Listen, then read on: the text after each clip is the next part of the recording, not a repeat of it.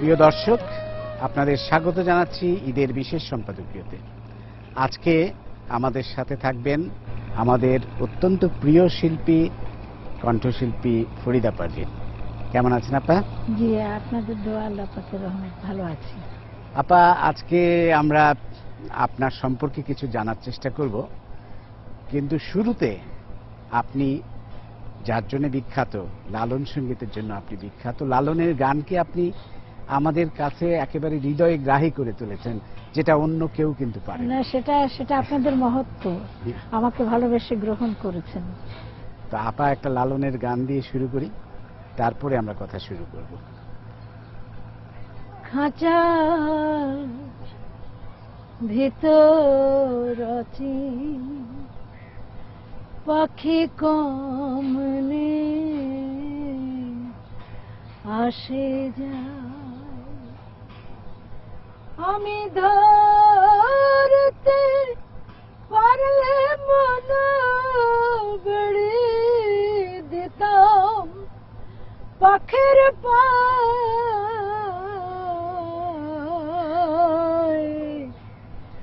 কমনে আসে যায় খাঁচার ভিতর পাখি কমনে আসে যায়। বাহ, চমৎকার আপা। আপনি যেই ধরনের গান করেন তা এই প্রকৃতির সাথে কিন্তু মিলে যায়। এই নদী, এই চমৎকার সুন্দর প্রকৃতি, এর সাথে আপনার গানগুলো মিলে যায়। আমরা আজকে প্রকৃতির মাঝে বসে আপনার কিছু কথা শুনবো এবং কিছু গানও শুনবো।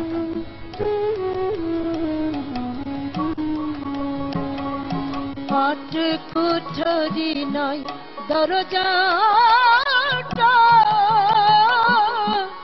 মধ্যে মধ্যে ঝরকা কাটা, তার উপরে সদর কোঠা আয়না মহল। আপা, আপনি তো অনেক জনপ্রিয় গান করেছেন, বিশেষ করে লালনের গানের জন্য আপনি পরিচিত, কিন্তু লালনের গান ছাড়াও কিন্তু আরো অনেক জনপ্রিয় গান আপনার আছে, এবং আপনি দেশ বিদেশ থেকে বহু সম্মান অর্জন করেছেন আমাদের জন্য। এবং এই মুহূর্তে আমরা সবকিছু নিয়ে কিছুটা কথা বলবো, কিন্তু শুরুতে যদি একদম আপনার ছোটবেলার কথা দিয়ে শুরু করি। আপনার জন্ম যতটুকু আমরা জানি নাটোরে, কিন্তু আপনার বেড়ে ওঠা হচ্ছে কুষ্টিয়ায়।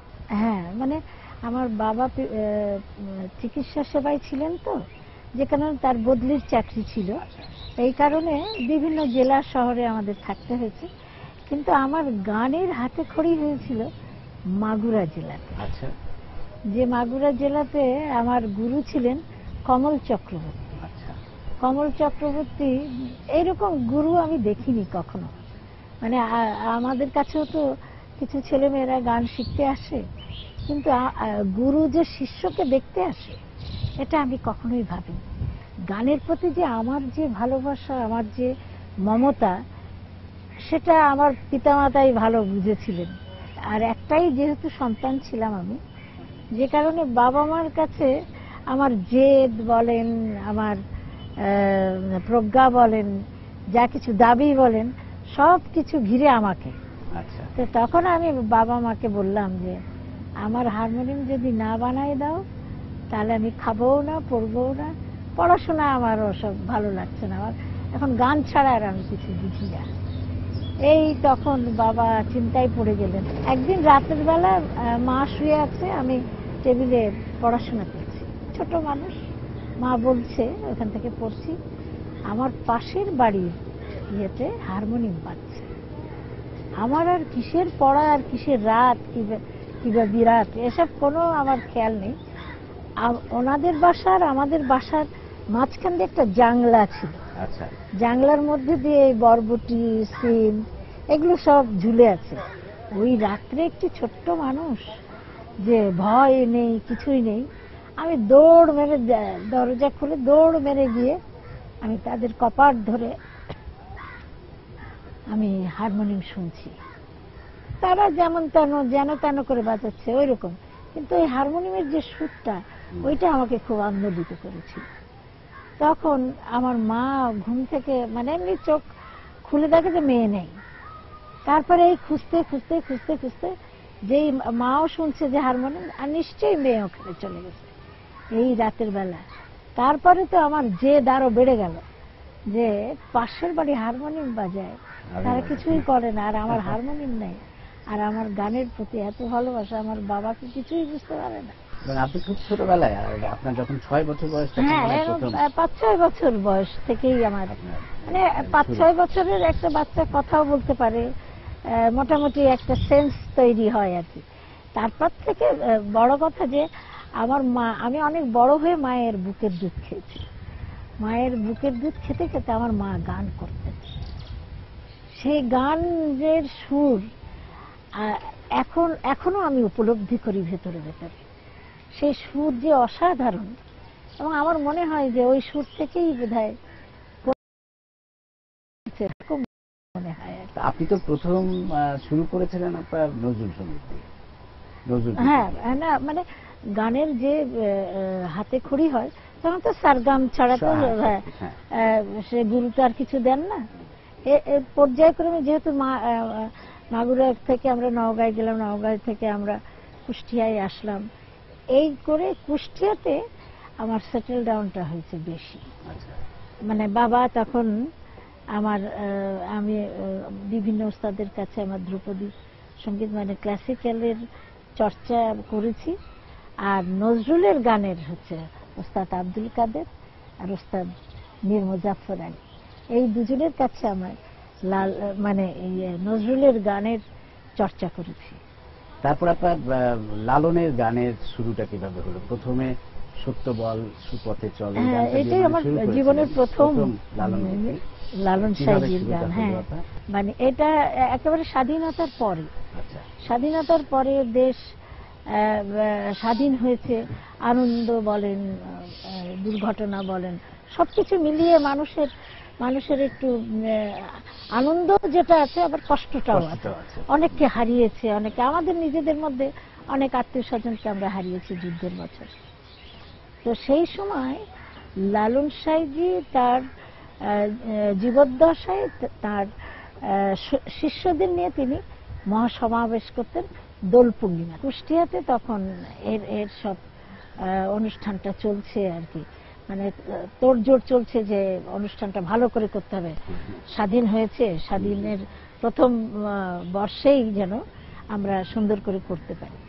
তা আমার সাইজির গানের যিনি গুরু মকসুদ আলী সাই, তিনি তখন আমাকে বললেন যে মা তুই যদি একটা গান করতিস তো খুব ভালো হতো। তো আমি তখন তো আর অত বুঝতাম না, কেবল তখন মানে স্বাধীন হওয়ার পরপরই ম্যাট্রিক পরীক্ষা দিয়েছি। তখন আমি বললাম দূর এসব কি কোথাকার কি ফকির ফাকরের আপনি নিয়ে আসছেন, সব ফকির ফাকরের গান আমি গাবো না। তো আমাদের পারিবারিকভাবে ওনার সাথে একটা সৌহার্দ্যপূর্ণ ছিল। তো তিনি আমার আব্বাকে বললেন যে ভাই মেয়ে তো শুনছে না, আপনি একটু বলেন, তো খুব জেদি মেয়ে। তো আমার বাবা বললেন কি মা একটা দুটো গান শিখে রাখলে অসুবিধা নাই, তোমার পরে ভালো না লাগলে তুমি গেও না। তারপরে অনিচ্ছা সত্ত্বেও দেখেন আমার জীবনের সঙ্গীতের মোড় ঘুরিয়ে দিয়েছে একটি বাণীতে, সত্য বল সুপথে চল ওরে আমার মন। এই বাক্যটি, এই গানের চরণটি একটা মানুষের জীবনের জন্য কিন্তু অনেক বড় পাওয়া। তারপর অনিচ্ছা সত্ত্বেও গানটা মানে শিখলাম। শেখার পরে আমি বললাম যে কাকা একটা গান যদি করি আবার যদি শুনতে চাই তাহলে কি করব? বলে তুই যদি একটাই গা, আগে তুই গেতেই চাচ্ছিলি না, তুই গা, তাহলে তোর ভালো লাগলে তোকে আরো গান আমি শিখিয়ে দেব। যথারীতি ভাবে আমি গান করলাম, করার পর মানে একেবারে জনগণের মধ্যে থেকে ওয়ান মোর করছে। তখন আমি আর কি বলবো, আমি সত্যি কথাটাই বলেছি যে ভাই আর তো গান শিখিনি, আর শিখে আসি তা আবার শোনাবো। তখন আমার ভেতর থেকেই একটা অন্য ধরনের অনুভূতি কাজ করলো এবং আমাকে মনে বলছে যে তুমি লালন সাহেবের গান করো, তোমার ভালো হবে। ঐশ্বরিক যে অনুরণন ঘটেছে সেটা আমি বুঝতে পারলাম। এই তারপর থেকে আমার, তখন তো আমি দেখলাম যে তো সংখ্যাই বাড়াতে হবে, সংখ্যা না বাড়ালে তাহলে কি করে হবে।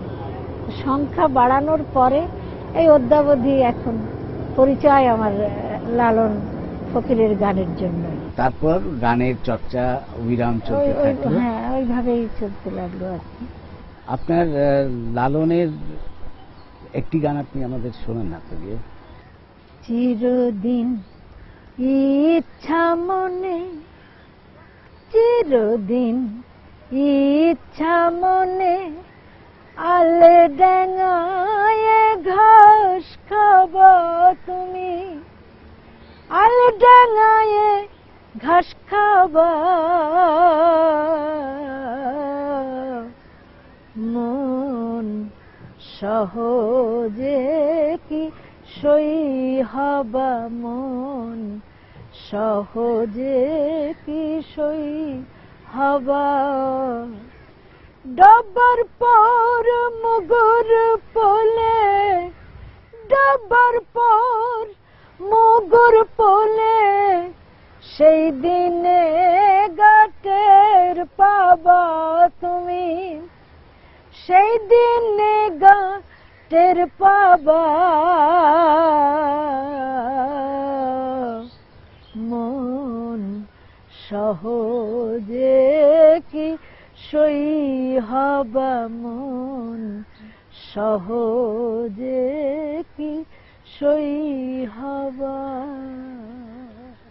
চমৎকার! আপনার এই চমৎকার পরিবেশে আপনার এই লালনের গান, লালনের গান আপনি সবচেয়ে বেশি ভালোবাসেন ন্যাচারালি, এবং আপনার পরিচিতি মূলত লালনের গান নিয়ে।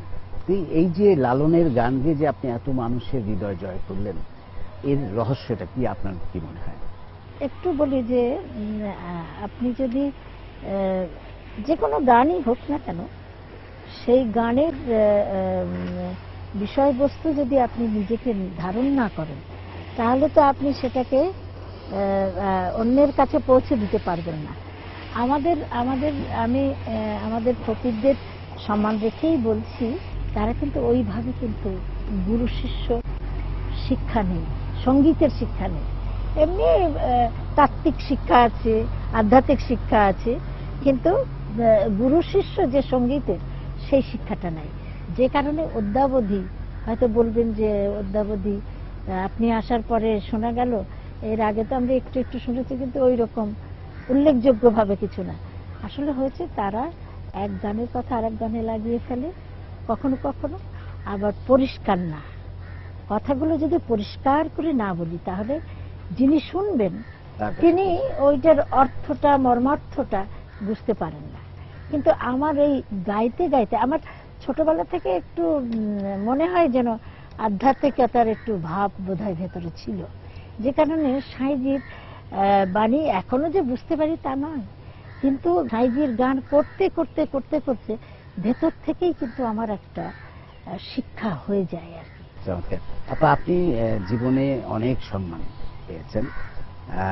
আপনি 1987 সালে আমাদের দেশের সবচেয়ে বড় সম্মান 21 পদক পেয়েছেন, এবং তখন কিন্তু আপনার বয়স খুব অল্প, মানে আপনার আমার মনে হয় যে খুবই অল্প বয়সে আপনি 21 পদকের মতো এত বড় পদক পেয়েছেন। ওই সময় ডক্টর আবু হেনা মোস্তফা কামাল পেয়েছিলেন, তারপরে আমাদের জাতীয় স্মৃতিসৌধ যিনি করেছিলেন, তিনি তো সম্প্রতি মারা গেছেন, উনি ছিলেন। আমার সৌভাগ্য, মানে সে আপনি আল্লাহ বলেন, ভগবান বলেন, ঈশ্বর বলেন, তার কাছে আমার মাথা নত করে থাকা দরকার সর্বসময়ের জন্য। না চাইতেই পেয়ে গেছি। সবচেয়ে কম বয়সে 21 পদক পেয়েছেন আমার মনে হয়, গবেষণা করলে দেখা যাবে, এটা অনেকেই জানেন না। আর আপা, আপনি জাপান থেকে, জাপানের ফুকুওকা থেকে একটা খুবই বড় সম্মান পেয়েছেন, প্রথম তো একটু বলি, আমার শ্রোতাবৃন্দ জানবেন যে প্রথম কিন্তু আপনি কিন্তু নাগোয়া সিটিতে আমাদেরকে একটা টিম পাঠিয়েছিলেন, সেই প্রথম আমার জাপানে যাওয়া। তো হ্যাঁ, তাতে মনে হয় যেন জাপানের ওই ট্যুরটা আমার জীবনের প্রথম একটা জাপান ট্যুর ছিল। আর যেটা ফুকুওকার কথা বলছেন সেটা তারপরে আরো 2002 সনে তারা ফরিদা পারভিন প্রজেক্ট কমিটি করেছে ওখানে। সেই অনুসারে তারা লালন সাইজির 1 মাসে 28টা প্রোগ্রাম করেছি।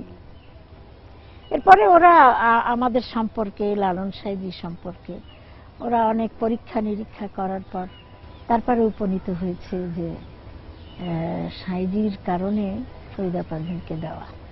তা আমার কাছে খুব মনে হয়, ওরা বলেন যে এশিয়ান নোবেল বলে খ্যাত বলেন, যেখানে পণ্ডিত রবিশঙ্কর পেয়েছেন, আমজাদ আলী খান পেয়েছেন, পাকিস্তানের নুসরাত ফতেহ আলী খান পেয়েছেন, আমাদের ডক্টর ইউনূস পেয়েছেন।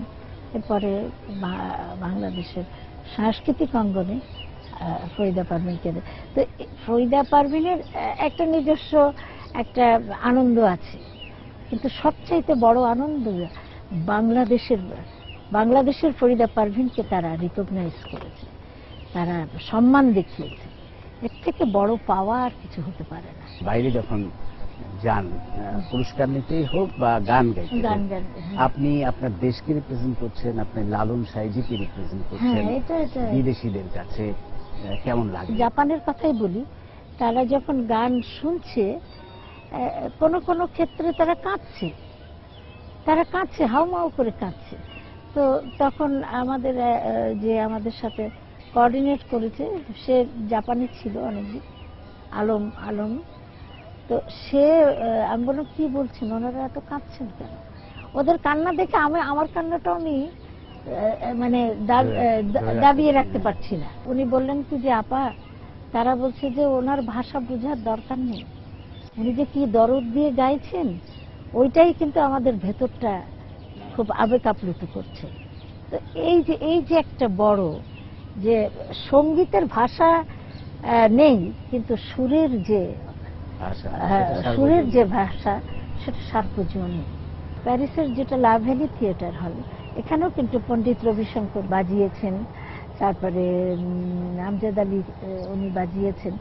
বাংলাদেশ থেকে কিন্তু আমি এবং গাজী আব্দুল হাকিমের বাঁশি বাংলাদেশের পক্ষ থেকে আমরা বাজিয়েছি ওখানে।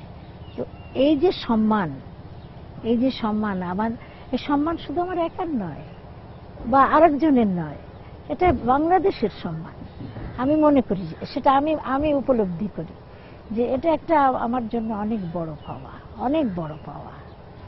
তারপর আপনার লালনের গান ছাড়াও কিন্তু আপনার অনেক জনপ্রিয় গান আছে।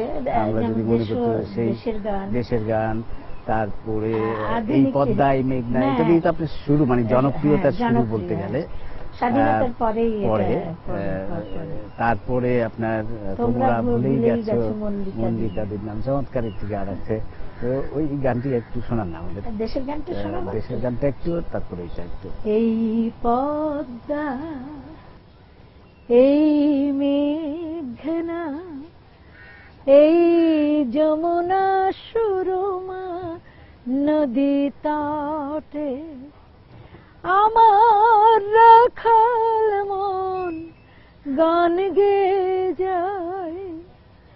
হে আমার দেশ, হে আমার প্রেম, আনন্দ বেদনায় মিলন বিরহ সংকটে, কত আনন্দ বেদনায় মিলন বিরহ সংকটে।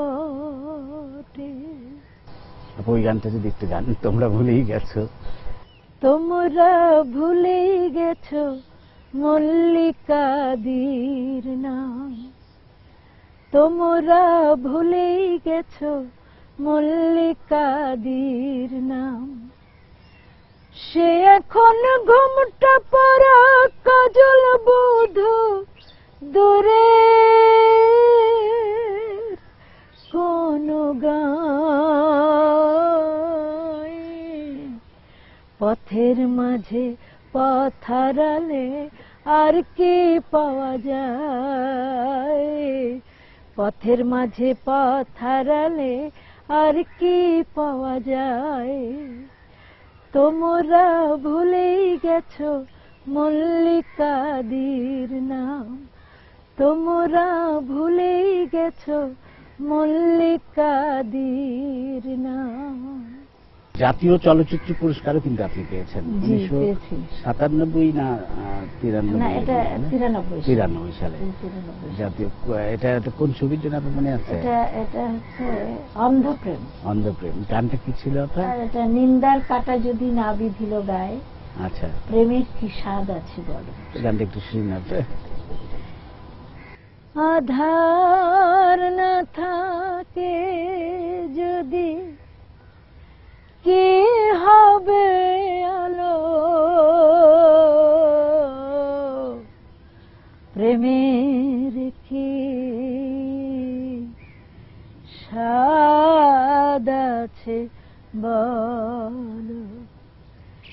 নিন্দার কাঁটা যদি না বিধিল গায়ে, প্রেমের কি স্বাদ আছে বলো। বাঁশি ডেকে বলে যমুনাকে,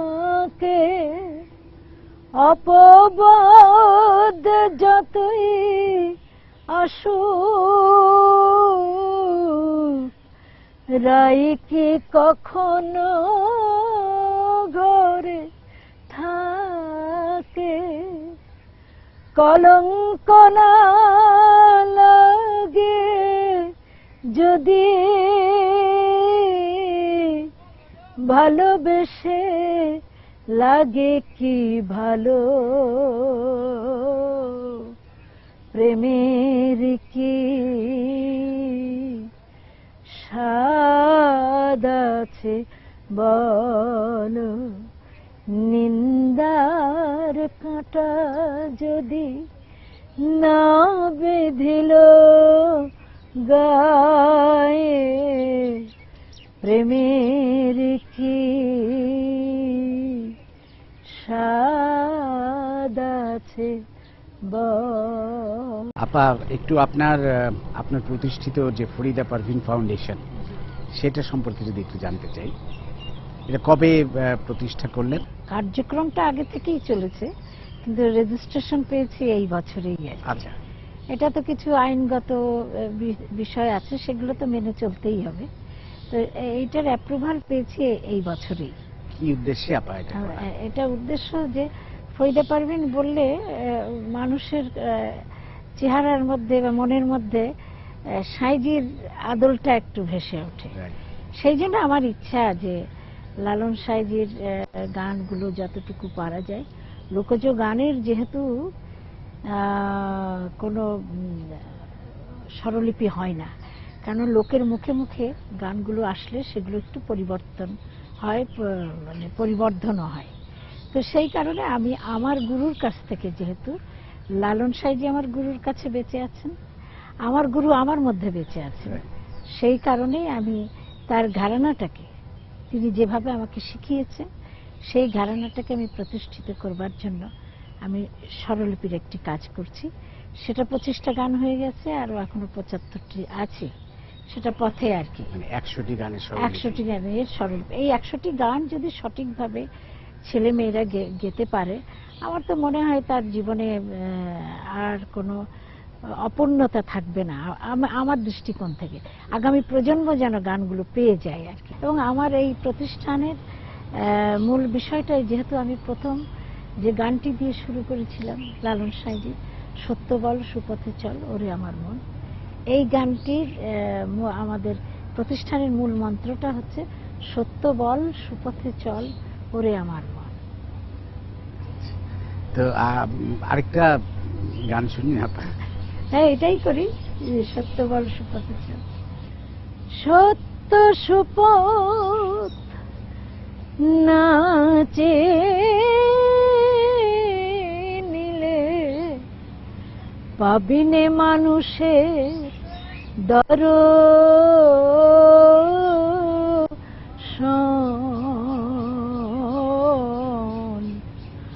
ওরে আমার মন সত্য বল, সুপথে চল। ওরে আমার মন সত্য বল, সুপথে চল। ওরে আমার মন। আবার নতুন প্রজন্মের যারা গান শিখতে চাইছে বা গানে আসছে, তাদের প্রতি আপনার উপদেশটা কি হবে? আজকাল অনেক স্যাটেলাইট চ্যানেল হয়েছে, মানে শিল্পী তৈরি করার প্রতিষ্ঠান হয়েছে, কিন্তু থাকছে না। এটা একটা ওয়ান টাইম কলমের মতন, রিপিলও পাওয়া যাচ্ছে না। 5টা বই পড়ে নোট করা যায়, কিন্তু সঙ্গীতের সারগাম, যেটা সা থেকে এই যে 7টা স্বর, এটা গলায় মেলাতে হয় এবং গুরু ধরে, গুরুর একেবারে নিজের মৃত্যুর পর্যন্ত টিকে থাকতে হয়, ধরে থাকতে হয় গুরুকে।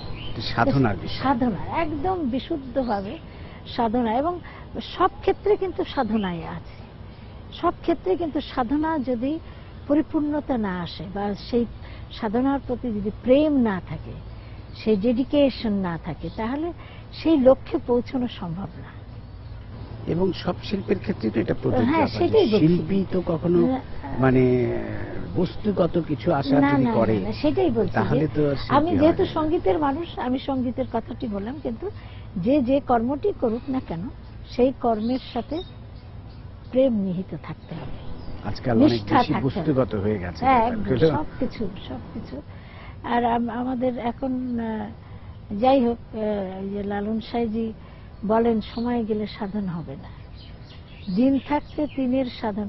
তিনি 250 বছর 300 বছর আগে চলে গেছেন, এগুলো রচনা করে গেছেন, কিন্তু মনে হয় যেন এটা সমকালীন, একটা সব সময়ের জন্য এটা প্রযোজ্য, যে কোনো কাজ করতে গেলে সাধনায় লব্ধ হতে হয়। তাপা, এবার দুটি গান আপনার কাছ থেকে শুনবো শেষ পর্যায়ে এসে। একটি এমনি গান, আপনার পছন্দ মতো যে কোনো গান, সবশেষে আবার লালন সাঁইজির একটি গান। বিধিরে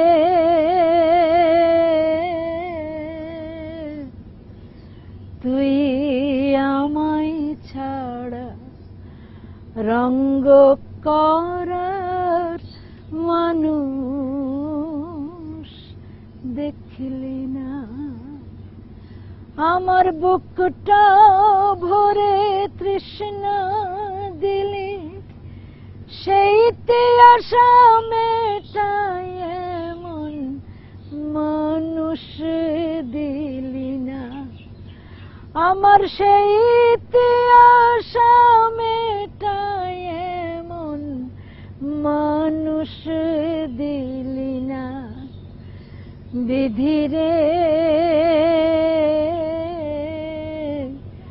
তুই আমায় ছাড়া রঙ্গ করার মানুষ দেখলি না, তুই আমায় ছাড়া রঙ্গ করার মানুষ দেখলি না। চমৎকার আপা, চমৎকার গান শুনলাম। আমরা আশা করি আপনি আরো দীর্ঘ জীবন আমাদের গান শুনিয়ে যাবেন, এবং আজকে আমাদের দর্শকরা আপনার সম্পর্কে অনেক কিছু জানতে পারলো। আশা করি আগামী প্রজন্ম আপনারকে দেখে উজ্জীবিত হবে, উৎসাহিত হবে। আমাদের দর্শকদের পক্ষ থেকে অনেক অনেক ধন্যবাদ। কিন্তু শেষ করব আপা আবারও আরেকটা লালনের গান। আর আমার আজকে বেশি ভালো লাগছে ভাইয়া, আপনার সাথে যে এত অন্তরঙ্গভাবে আমি কথা বলবার সাহসটা পেলাম। আর আপনার সময় টেলিভিশনের সমস্ত কলাকুশলীকে আমার পক্ষ থেকে কৃতজ্ঞতা, এবং যে শ্রোতারা ভালো গান শুনবেন আত্মশুদ্ধি লাভ করবেন। আমি সেই কথাটাই বলছি যে লালন সাঁইজি তার জীবদ্দশায় তিনি মানবতার কথা বলেছেন, তিনি দেহতত্ত্বের কথা বলেছেন, তিনি আল্লাহ নবী তত্ত্বের কথা বলেছেন, রাধাকৃষ্ণের কথা বলেছেন, এবং জীবাত্মা আর পরমাত্মার সাথে মিলনের যে আকুতি, সেইটা তিনি সারা জীবনে উপলব্ধি করেছেন, পাওয়ার চেষ্টা করেছেন। মিলন হবে কত দিনে মিলন হবে কত দিনে আমার মনের মানুষেরও সনে, আমার মনের মানুষেরও সনে। জাতক প্রায় নিশি চেয়ে আছে কালো শশী, হব বলে চরণ দাসী, হব বলে চরণ দাসী। ওটা হয় না কপাল গুনে, ওটা হয় না কপাল গুনে আমার মনের মানুষেরও সনে, আমার মনের মানুষেরও সনে। মিলন হবে কত দিনে, মিলন হবে কত দিনে আমার মনের মানুষেরও সনে, আমার মনের মানুষেরও সনে।